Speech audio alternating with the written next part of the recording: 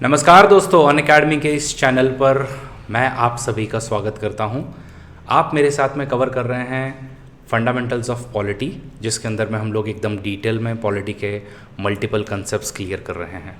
आज का जो टॉपिक है वो है हमारे कॉन्स्टिट्यूशन को अमेंड कैसे किया जाता है, एग्जैक्टली अमेंडमेंट की ज़रूरत क्या है और ऑब्वियसली इसके कौन कौन से टाइप्स हैं। तो आज हमको कॉन्स्टिट्यूशनल अमेंडमेंट वाला पार्ट डिटेल में कवर करना है। तो सबसे पहले एजेंडा में हम लोग देखेंगे कि एग्जैक्टली कॉन्स्टिट्यूशनल अमेंडमेंट क्या होती है, उसकी प्रोसीजर क्या है।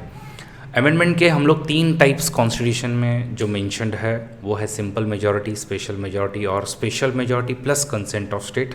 ये तीनों टाइप को हम लोग एकदम डिटेल में एग्जाम्पल के साथ में समझेंगे ताकि आप लोगों को कोई भी प्रॉब्लम ना आए। इससे पहले कि हम आगे बढ़े, मैं आप लोगों को बता देना चाहता हूँ, मेरा नाम है अरविंद सिंह राजपुरोहित, अनअकैडमी का one of the top educator हूँ। अनअकैडमी में आप मेरे साथ में प्लस कोर्सेज पर current affairs, political science and international relations, GS2 और साइंस जैसे सब्जेक्ट सीख सकते हैं। अगर आप लोग ये स्लाइड्स चाहते हैं और मेरे साथ में कनेक्ट होना चाहते हो तो मेरा टेलीग्राम चैनल अरविंदा UN ज़रूर ज्वाइन कीजिएगा और मेरा अनअकैडमी पर सब्सक्रिप्शन लेने का कोड है अरविंदा, ARVINDA, जो कि आपको इस वीडियो के डिस्क्रिप्शन में भी मिल जाएगा। चलिए देरी नहीं करते हैं और कॉन्स्टिट्यूशन एग्जैक्टली क्या है ये हम लोग ऑलरेडी हमारे पिछले वीडियोस में देख चुके हैं।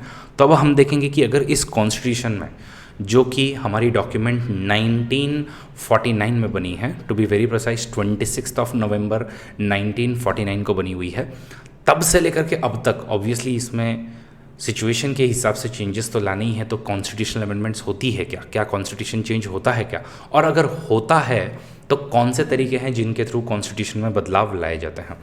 तो सबसे पहले आपको बता दूं कि कॉन्स्टिट्यूशनल अमेंडमेंट क्या होती है। ऑब्वियसली जैसे ही टाइम पास होता है उसके बाद में आपके ज़रूरतें चेंज होती है, आपको नीड होती है नई चीज़ों को लेकर के आने की, पुरानी चीज़ें हटाने की। फॉर एग्ज़ाम्पल, जैसे हम लोगों ने आर्टिकल नंबर 370 में टेम्प्ररी प्रोविजंस डाल करके रखी हुई थी जम्मू एंड कश्मीर के रिलेटेड। अगर ये टेम्प्ररी हैं, इसका मतलब इनको कभी ना कभी हमको रिमूव करना पड़ेगा, तो वो फिर हम लोगों ने रिमूव की थी। तो कॉन्स्टिट्यूशन में आपको बदलाव लाने ही पड़ते हैं।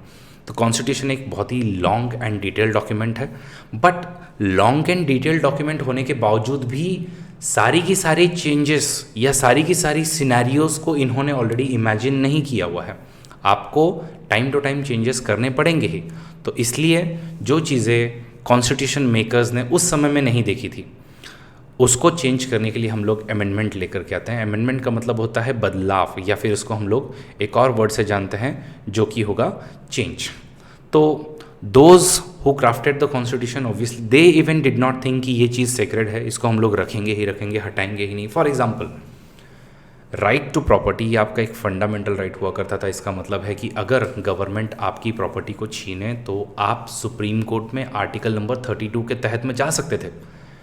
तो इसको एक सेक्रेड चीज़ पहले मानते थे, लेकिन बाद में ऑब्वियसली हमने चेंजेस किए और राइट टू प्रॉपर्टी अब जो है वो आपका एक लीगल राइट है। कॉन्स्टिट्यूशनल राइट भी है बट वो फंडामेंटल राइट नहीं है, बट मेजरली एक लीगल राइट बन गया है। तो जब आप कॉन्स्टिट्यूशन में बदलाव करते हो तो उसको हम लोग कॉन्स्टिट्यूशनल अमेंडमेंट्स कहते हैं, क्योंकि ज़रूरत के हिसाब से जैसे ट्री बड़ा होता है उसी तरीके से कॉन्स्टिट्यूशन भी हमारा बड़ा होता है। It is also a living document. याद रखिएगा, कॉन्स्टिट्यूशन को मल्टीपल टाइम्स हम लोग लिविंग डॉक्यूमेंट कहते हैं। उसके 2 मतलब बनते हैं। एक ये है कि आज भी हम लोग कॉन्स्टिट्यूशन को कोट कर रहे हैं हर चीज़ के लिए, और दूसरा उसका मतलब ये बनता है कि इसमें भी बदलाव होते हैं, इसमें भी चेंजेस होते हैं, ये भी इवॉल्व होता है और ये भी ग्रो होता है। एनीवेज, कॉन्स्टिट्यूशनल अमेंडमेंट समझने के बाद में आपको आर्टिकल पता होना चाहिए। जो मेन आर्टिकल है आपके कॉन्स्टिट्यूशन को चेंज करने का वो है आर्टिकल नंबर 368। अब गौर करने वाली बात है कि मैंने आपको सबसे पहली स्लाइड में 3 टाइप की अमेंडमेंट्स बताई थी, जिसमें से एक सिंपल मेजॉरिटी थी, एक स्पेशल मेजॉरिटी थी और एक special majority plus consent of state था। ये क्या होती हैं ये हम लोग अभी थोड़ी ही देर में सीखेंगे, बट इस चीज़ को बाकायदा आप लोग बहुत अच्छे से ध्यान में रखिएगा कि आर्टिकल नंबर 368 सिर्फ और सिर्फ 2 ही अमेंडमेंट्स की बात करता है। वो है एक आप लोगों की स्पेशल मेजॉरिटी वाली और दूसरी जो है वो special majority plus consent of state वाली। तो इस चीज़ को आप लोग बाकायदा ध्यान रखिएगा कि आर्टिकल 368 में सिंपल मेजॉरिटी की कहीं पर भी बात नहीं की गई है। कहाँ पर बात होती है वो हम लोग आगे देखेंगे। तो आर्टिकल 368 डिफाइन करता है कॉन्स्टिट्यूशनल अमेंडमेंट अगर करनी है तो कैसे होगी, और दो कौन सी टाइप की मेजॉरिटी है। तो सबसे पहले ये समझते कि एग्जैक्टली कॉन्स्टिट्यूशन को अगर आपको बदलना है तो उसकी प्रोसीजर क्या है। उसकी प्रोसीजर एकदम सिंपल है। कॉन्स्टिट्यूशन की अमेंडमेंट सिर्फ और सिर्फ पार्लियामेंट ही कर सकती है, स्टेट लेजिस्लेटिव असेंबली कोई भी नहीं कर सकती। इस चीज़ को आप लोग अच्छे से समझ लीजिएगा। किसी भी स्टेट को कॉन्स्टिट्यूशन में बदलाव करने की पावर नहीं दी गई है। तो अगर आपको पास करना है अमेंडमेंट को तो उसके लिए आपको बिल लेकर के आना पड़ेगा। तो आप लोग जो है सबसे पहले बिल लेकर के आओगे। ये बिल जो है वो आपका पहले या तो लोकसभा में आ सकता है या फिर आपका राज्यसभा में भी जा सकता है। जैसे ही ये बिल आएगा तो लोकसभा में मान लीजिए सबसे पहले लाते हैं तो बाद में राज्यसभा में जाएगा। बिल की जो भी रिक्विजिट मेजॉरिटी है वो आपको Lok Sabha as well as Rajya Sabha में लगेगी। फॉर एग्जांपल सिंपल मेजॉरिटी लग सकती है, स्पेशल मेजॉरिटी लग सकती है, जो भी रिक्विजिट मेजॉरिटी है वो आपकी हो जाएगी। तो उसके बाद में ये बिल दोनों जगह पर पास होने के बाद में, ये और वाला सिनेरियो है, इसको अच्छे से समझ लीजिए। लोकसभा में आएगा, फिर राज्यसभा में आएगा और उसके बाद में प्रेसिडेंट के पास जाएगा, या फिर राज्यसभा में आएगा या फिर लोकसभा में फिर जाएगा और उसके बाद में प्रेसिडेंट के पास जाएगा। जैसे ही प्रेसिडेंट के पास में जाता है तो कॉन्स्टिट्यूशन ने ये वाली एक चीज़ कंपलसरी करके रखी है, प्रेसिडेंट यहाँ पर अपना इंडिपेंडेंट दिमाग नहीं लगा सकती। उनके पास में सिर्फ और सिर्फ एक ही ऑप्शन होगा, वो है उनको एसेंट देना होगा। यूजुअली जो दूसरे ऑर्डिनरी बिल्स होते हैं उनमें प्रेसिडेंट 3 टाइप की चीज़ें कर सकती हैं, जैसे कि वो एसेंट दे सकती हैं, मतलब वो अप्रूवल दे सकती हैं, या फिर वो विदहोल्ड कर सकती है। एसेंट को विदहोल्ड करने का मतलब है आप सीधा सीधा मना कर रहे हो। और तीसरा होता है बिल को आप रिटर्न भी कर सकती हो, लेकिन इस केस में नहीं होगा। ये एक ऑर्डिनरी बिल के केसेस हैं, लेकिन प्रेसिडेंट के पास में जब भी कॉन्स्टिट्यूशनल अमेंडमेंट बिल का आएगा तो उसके लिए सिर्फ और सिर्फ एसेंट ही देना एक ऑप्शन बच जाता है। तो इस चीज़ को आप लोग बहुत अच्छे से समझ लीजिएगा। बाकी जैसे ही हमारी प्रेसिडेंट इसको अप्रूवल देती है तो उसके बाद में इन अमेंडमेंट्स को हम लोग कॉन्स्टिट्यूशन के अंदर में डाल देते हैं। आप लोगों को एक जस्ट क्विक फैक्ट बता देना चाहता हूँ कि हमारे कॉन्स्टिट्यूशन में जो फर्स्ट अमेंडमेंट हुई थी वो शेड्यूल नंबर 9 को लेकर के हुई थी। आप सबको पता होना चाहिए कि हमारे ओरिजिनल कॉन्स्टिट्यूशन में सिर्फ 8 ही शेड्यूल्स थे, लेकिन 9th शेड्यूल जो है उसको लेकर के सबसे फर्स्ट अमेंडमेंट अपनी हुई थी। आप लोग इस वीडियो के कमेंट में हमें ज़रूर बताएं कि ये 9th कॉन्स्टिट्यूशनल या 9th शेड्यूल किससे जुड़ा हुआ है और ये 9th शेड्यूल किन चीज़ों के लिए मेजरली लाया गया था। आपको हिंट दे देना चाहता हूँ, प्रॉपर्टी के रिगार्ड में था। देखते हैं कौन कौन कमेंट में सही तरीके से हमको बताते हैं। एनीवेज आगे बढ़ते हैं और अब हम लोग एक एक अमेंडमेंट को सीखते हैं। अमेंडमेंट जो है वो सिंपल मेजॉरिटी की होती है। तो सिंपल मेजॉरिटी की अमेंडमेंट में क्या होता है, तो कॉन्स्टिट्यूशन में लैंग्वेज काफ़ी डिफ़िकल्ट यूज़ की गई है, बट मैं आप लोगों के लिए यहाँ पे सिंप्लीफाई करूँगा। सिंपल मेजॉरिटी का मतलब है कि आपका जो भी हाउस आप लोग ले रहे हो उसकी सिंपल मेजॉरिटी आपको चाहिए। अब सिंपल मेजॉरिटी आप लोग कैसे डिफाइन करते हो, तो सिंपल मेजॉरिटी का मतलब सीधा होता है कि प्रेजेंट एंड वोटिंग जो भी आप लोगों के हैं उनका एटलीस्ट हाफ नंबर ऑफ लोगों ने उसको सपोर्ट करना चाहिए, प्लस हाफ से ज़्यादा के लिए हमेशा एक वोट अगर आपके पास में हो तो थोड़ा सा बेटर बन जाता है। और उसके बाद में इसको कंप्लीट आप लोग दिखा सकते हो कि ये मेजॉरिटी है, इसलिए हम लोग यहाँ पे सिंपल मेजॉरिटी को डिफाइन करते हैं कि half of present and voting. Okay, तो बस इसी को हम लोग सिंपल मेजॉरिटी कहते हैं। बट अब ये प्रेजेंट एंड वोटिंग का क्या मतलब होता है, तो देखिए हमारे जो कॉन्स्टिट्यूशन के जो मेंबर्स हैं, टोटल मेंबर्स, तो टोटल जो मेंबर्स होंगे वो कितने हैं। मान लीजिए हम लोग लोकसभा की अगर हम लोग बात करते हैं तो हमारे पार्लियामेंट के लोकसभा के मेंबर जो है वो 543 है। राज्यसभा की वही अगर हम लोग बात करें तो राज्यसभा के टोटल मेंबर्स हैं हमारे 245। तो ये टोटल मेंबर्स हैं आपके। टोटल मेंबर्स में से कुछ पोजीशंस वैकेंट हो सकती है। वैकेंट का मतलब होता है कि ये लोग की पोजीशन खाली ही है, इन लोग है ही नहीं, उस सीट पर उन लोग बैठते ही नहीं है, ईदर बिकॉज ऑफ डेथ या फिर डिस्क्वालिफिकेशन या और भी कोई रीज़न हो सकता है।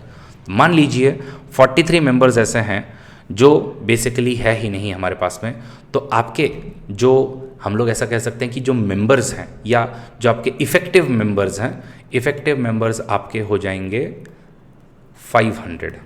लोकसभा की हम लोग बात कर रहे हैं, 500 हो जाएंगे। अब ये इफ़ेक्टिव मेंबर्स में से भी कुछ लोग एब्सेंट हो सकते हैं। देखिए अब मज़े की बात है, एब्सेंट होने का क्या मतलब है। एब्सेंट होने का मतलब आप आए ही नहीं, आज लोकसभा का सेशन चल रहा था लेकिन आप वहाँ पर प्रेजेंट ही नहीं थे। आज जो है वो आपको मे बी किसी शादी में जाना था, या आपके ही बच्चे की शादी थी, या आपकी खुद की ही शादी थी, इनमें से कोई भी एक कारण हो सकता है, इस वजह से आप आए नहीं। मान लीजिए ऐसे 100 लोग अगर हैं, तो फिर जो लोग लोकसभा में उस दिन प्रेजेंट होंगे उनकी संख्या हो जाएगी आपके लिए 400। तो ये 400 लोग जो है वो प्रेजेंट है। बट एक और कंसेप्ट होता है जिसको हम लोग कहते हैं एब्स्टेन। एब्स्टेन का क्या मतलब होता है? एब्स्टेन का मतलब होता है कि आप वोट ही नहीं कर रहे हो, आप वहाँ खड़े ज़रूर हो लेकिन आप कुछ बोल नहीं रहे हो। फॉर एग्ज़ाम्पल, एक बार हम लोग, मैं लाइव क्लासेस के एग्ज़ाम्पल में एक एग्ज़ाम्पल हमेशा देता हूँ कि मान लीजिए मैं अगर आपको कहूँ कि क्या आपने चोरी करना छोड़ दिया।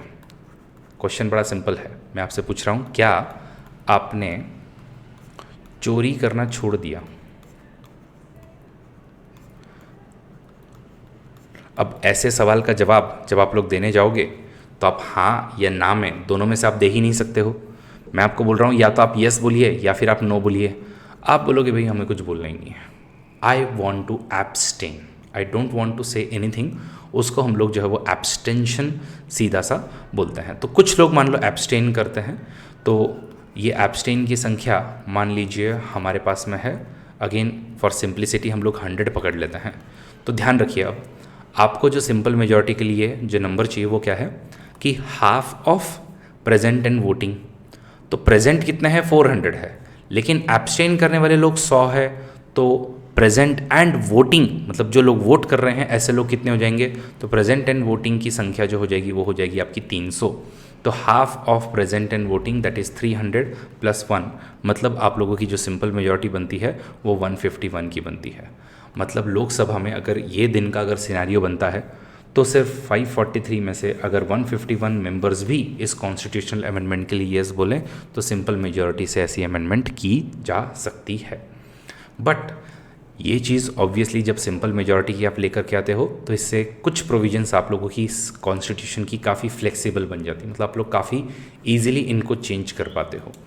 बट देन ऑब्वियसली सारी प्रोविजंस को अगर आप इतने ईजिली चेंज कर पाए तो फिर तो कॉन्स्टिट्यूशन का मतलब ही नहीं बनेगा। इसलिए थोड़ा सा इस प्रोसेस को और डिफ़िकल्ट करने के लिए हम लोगों ने एक न्यू मेजॉरिटी लाई है या अलग मेजॉरिटी लाई है, जो कि आपके आर्टिकल नंबर 368 में भी मेंशन है। वो क्या है? वो है स्पेशल मेजॉरिटी। अब ये स्पेशल मेजॉरिटी में क्या होता है? स्पेशल मेजॉरिटी में आप लोग देख रहे हो, सिंपल मेजॉरिटी में आपने देखा कि यहाँ पर सिर्फ 151 मेंबर्स की मदद से भी हम लोगों ने कॉन्स्टिट्यूशन को चेंज कर दिया। आउट ऑफ 543 मेंबर्स सिर्फ 151 मेंबर्स की मदद से भी हमने कॉन्स्टिट्यूशन को चेंज कर दिया। लेकिन स्पेशल मेजॉरिटी में ऐसा नहीं हो पाएगा। स्पेशल मेजॉरिटी का भी अगेन कॉन्स्टिट्यूशनल वर्डिंग जो है वो काफ़ी डिफ़िकल्ट है, बट मैं आप लोगों के लिए ईजी कर देता हूँ। इसका मतलब है कि आपके 2/3 जो भी लोग हैं प्रेजेंट एंड वोटिंग, ठीक है, और ये इसमें एक एडिशनल कंडीशन आपने ऐड की हुई है कि ये एक और कंडीशन आपकी मीट ज़रूर होनी चाहिए, वो है कि this number should always be greater than जितनी भी आप लोगों की टोटल मेंबरशिप है। तो अगर उससे ये ग्रेटर नहीं है तो इसको हम लोग कॉन्स्टिट्यूशनल अमेंडमेंट मानेंगे ही नहीं। मतलब 2/3 प्रेजेंट एंड वोटिंग से जो भी आपका आंकड़ा हमेशा आएगा, it should always be greater than half of total membership. Lok Sabha के केस में 543 अगर हम लोग पकड़ते हैं तो this number comes out to be 272। इसका मतलब आपका 2/3 प्रेजेंट एंड वोटिंग का जो नंबर आएगा ये हमेशा 272 से ग्रेटर होना चाहिए। अगर ये होगा तो ही स्पेशल मेजॉरिटी से वो वाली अमेंडमेंट पास हुई है। आई होप आप लोगों को ये चीज़ समझ में आई है। और ये क्यों है? बिकॉज जस्ट मैंने आप लोगों को समझाया कि सिर्फ 151 मेंबर्स की मदद से अगर आप कॉन्स्टिट्यूशन चेंज कर पाओ तो इसका तो कोई मतलब नहीं बनता है। तो हमारी कॉन्स्टिट्यूशन की मैक्सिमम प्रोविजंस जो भी हम लोग अमेंड करते हैं वो स्पेशल मेजॉरिटी से करते हैं। ऐसा मान लीजिए रफली 90% हमारा कॉन्स्टिट्यूशन हम लोग स्पेशल मेजॉरिटी से ही अमेंड करते हैं। एनीवेज, तीसरी एक और मेजॉरिटी हम लोगों ने इंट्रोड्यूस की है जिसको हम कहते हैं special majority plus consent of state. ये तीसरी मेजॉरिटी आपको कहाँ लगती है? तो देखिए, हमारा कॉन्स्टिट्यूशन एक फेडरल कॉन्स्टिट्यूशन है जिसमें पावर्स जो है वो यूनियन और स्टेट के बीच में डिवाइड की गई है। मैंने फेडरलिज्म के लेक्चर में आप लोगों को ऑलरेडी ये सब चीज़ें बहुत ही डिटेल में सिखाई हुई है। अगर आप लोग चाहते हो तो यहाँ पे इन्फॉर्मेशन पर आपको दिख रहा होगा फेडरलिज्म वाला लेक्चर का लिंक, आप वहाँ पर क्लिक करके फेडरलिज्म वाला चैप्टर अच्छे से कवर कर सकते हो। तो हम लोग एक फेडरल कंट्री है, जिसका मतलब है कि हमारे कॉन्स्टिट्यूशन ने ही यूनियन और स्टेट के बीच में पावर्स जो है वो डिवाइड की हुई है। अब आप सबको पता है कि कॉन्स्टिट्यूशन चेंज कौन कर सकता है? कॉन्स्टिट्यूशन चेंज करने की पावर सिर्फ और सिर्फ पार्लियामेंट के पास में है। स्टेट लेजिस्लेटिव असेंबली के हाथ में तो ये पावर्स है भी नहीं। तो इसका मतलब है कल को पार्लियामेंट चाहे तो कुछ भी चेंज कर सकता है, कुछ भी मन मर्जी है वैसे चेंज कर सकता है। तो आंसर इज ऑब्वियसली यस, और इससे जो है वो हमारे फेडरल फीचर को थ्रेट आ सकता है। तो हमारे कॉन्स्टिट्यूशन मेकर्स जो हैं वो काफ़ी दूरदर्शी थे, उन्होंने ये सारे सिचुएशंस देख करके रखे हुए थे। इसलिए उन्होंने कहा था कि अगर कोई भी फेडरल फीचर को अगर आप लोग चेंज कर रहे हो तो उस समय में आपको even half of the states का कंसेंट लेना पड़ेगा। इसका मतलब क्या है? मान लीजिए प्रेसिडेंट का जो इलेक्शन होता है, या फिर हमारी जो जुडिशरी है, जुडिशरी के अगर, बिकॉज फेडरल फीचर का एक one of the important component judiciary है, या फिर हम लोगों का जो 7th शेड्यूल है, उस 7th शेड्यूल के अंदर में हम लोगों ने 3 लिस्ट बनाई हुई है। इन 3 लिस्ट में अगर आप चेंज करना चाहते हो तो ऑब्वियसली आप लोग कहीं ना कहीं फेडरल फीचर को चेंज करोगे, और अगर फेडरल फीचर को आप चेंज करते हो तो आप लोगों को स्पेशल मेजॉरिटी, स्पेशल मेजॉरिटी का मतलब क्या है? ये है 2/3 of present and voting, and this number should always be greater than half of total membership. ये तो कंडीशन आपको सेटिस्फाई करनी ही करनी है, बट इसके साथ साथ आप लोगों को जितने भी आपके पास में स्टेट हैं उनका कंसेंट लेना पड़ेगा। तो हमारे पास में 28 स्टेट हैं, तो 28 में से हाफ स्टेट मतलब हमारे 14 स्टेट्स जो हैं इनका आपको कंसेंट लेना पड़ेगा। मतलब इनकी जो लेजिस्लेटिव असेंबली है, मतलब यहाँ की जो विधानसभा है, इन विधानसभा को सिंपल मेजॉरिटी से इस जो भी अमेंडमेंट हुई है इसको आपको सहमति देनी पड़ेगी। अगर इन लोग भी सहमति देते हैं तो ही ये अमेंडमेंट हो पाएगी। Obviously this is the most difficult amendment type, but ये सिर्फ और सिर्फ फेडरल फीचर्स को ही लेकर के हैं। बाकी मेजर जो प्रोविजंस है वो आपकी स्पेशल मेजॉरिटी से हम लोग चेंज करते हैं। सिंपल मेजॉरिटी से कहाँ पर चेंज होगा? ये किसी न किसी एक आर्टिकल के पीछे ही लिखा हुआ होता है। तो ये आपके आर्टिकल 368 में इसका बिल्कुल भी जिक्र नहीं है। आर्टिकल 368 में सिर्फ और सिर्फ स्पेशल मेजॉरिटी और special majority plus consent of state का जिक्र है, सिंपल मेजॉरिटी का नहीं है। तो सिंपल मेजॉरिटी का कहाँ होता है? आप लोग आर्टिकल देखिए, आर्टिकल 2 है और आर्टिकल नंबर हमारा 3 है। ये अगर कोई न्यू कंट्री को या न्यू टेरिटरी को अगर हम लोग अपना पार्ट बनाते हैं और उससे अगर हम लोग एक नया स्टेट क्रिएट करते हैं तो उस समय में आता है, और ये एग्जिस्टिंग टेरिटरी से ही अगर हम लोग न्यू स्टेट क्रिएट कर रहे हैं तो वहाँ पे आर्टिकल 3 आता है। अब आर्टिकल नंबर 4 जो है वो आपका कहता है कि अगर आप आर्टिकल 2 और आर्टिकल 3 के लिए कॉन्स्टिट्यूशन में अगर कुछ भी चेंजेस करते हो तो उसको आप लोग सिंपल मेजॉरिटी से कर सकते हो। मतलब सिंपल मेजॉरिटी से कोई अमेंडमेंट होगी या नहीं होगी ये पर्टिकुलर किसी आर्टिकल में ही मेंशन कर दिया जाता है। तो वहाँ पे लिखते हैं कि भाई इस अमेंडमेंट को आप आर्टिकल नंबर 368 की अंडर की अमेंडमेंट कंसीडर नहीं करोगे। इस तरीके से एकदम सिंपली वहाँ पर लिखा हुआ आपको मिलेगा। तो आई होप गाइस आप लोगों को ये सिंपल मेजॉरिटी, स्पेशल मेजॉरिटी और special majority plus consent of state समझ में आया है और किस तरीके से हमारे कॉन्स्टिट्यूशन के अंदर में बदलाव किए जाते हैं। बाकी कुछ रीसेंट अमेंडमेंट्स अगर मैं अभी के लिए अगर आप लोगों को बताऊं तो 99th, 100th, 101st, 102nd, 103rd, 104th and 105th amendments हो चुकी हैं। मतलब जो लेटेस्ट अमेंडमेंट अपनी हुई है वो 105th अमेंडमेंट है। 10 अगस्त 2021 को ये लास्ट अमेंडमेंट हुई थी। तो अगर आप लोगों से कभी कोई सवाल पूछा जाए कि हमारे संविधान में कितने अमेंडमेंट्स हुए हैं तो आप लोग उत्तर एक ही दीजिएगा, वो है 105। उम्मीद करता हूँ आप लोगों को ये अमेंडमेंट समझ में आई होंगी और किस तरीके से कॉन्स्टिट्यूशन की अमेंडमेंट्स काम करती है। अगर आपको वीडियो पसंद आया है तो लाइक ज़रूर दीजिए so that you can make YouTube are as happy और मेरे वीडियोस जो हैं वो लोगों के स्क्रीन पर ज़्यादा से ज़्यादा दिखें और हम लोगों को मोटिवेशन मिले कि आप लोगों के लिए इसी तरीके के वीडियोस बनाते रहें। Thank you so much. This is Arvind Singh Raj Purohit signing off. Have a great day. Let's crack it.